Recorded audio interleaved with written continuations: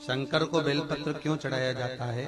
पहला कारण, शंकर को पार्वती के नयन अश्रु से निकला हुआ यह बेलपत्र अति प्रिय है, एक। दूसरा, शंकर को बेलपत्र इसलिए दिया जाता है क्योंकि इस बेलपत्र में एक जो पत्ती है वो भगवान विष्णु की दी हुई है।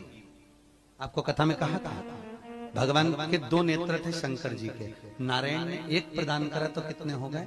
3। तो त्रिगुणाकार प्रभु को भगवान विष्णु ने लक्ष्मी जी के हस्त कमल से लेकर ये बेलपत्र समर्पित करते हुए कहा था कि नाथ इसमें एक नेत्र मेरा है, अर्थात हम भगवान शंकर को रोज अपना नेत्र नहीं दे सकते, हम शंकर को अपना नेत्र निकाल कर नहीं दे सकते, हम शंकर को रोज कमल समर्पित नहीं कर सकते, हम शंकर को रोज नूतन पुष्प समर्पित नहीं कर सकते।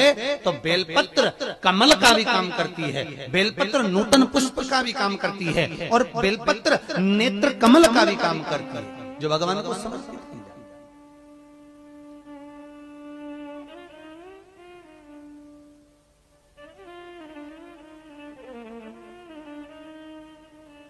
7 जगह का बेलपत्र प्रमाण।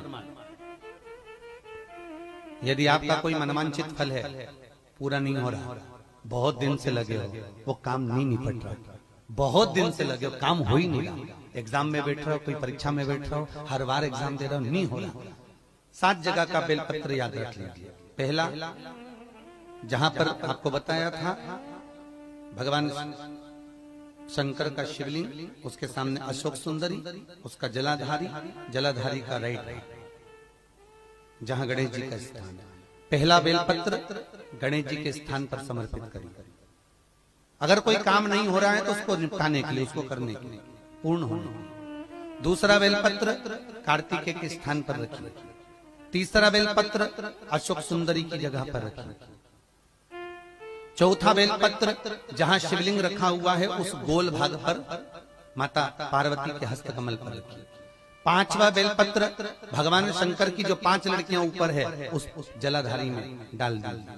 6ठा बेलपत्र शंकर के शिवलिंग को समर्पित कर दीजिए। और 7वां बेलपत्र जाते जाते जब मंदिर के बाहर जो नंदी बैठा रहता है उसका एक पांव ऊंचा उठा हुआ होता है, उस पांव के पास रख दो और अपनी कामना नंदी के कानों में कहकर चले जाइए, आपका कार्य कुछ दिनों में सफल हो जाएगा। 7वां बेलपत्र समर्पण का भाव अर्जित करता है।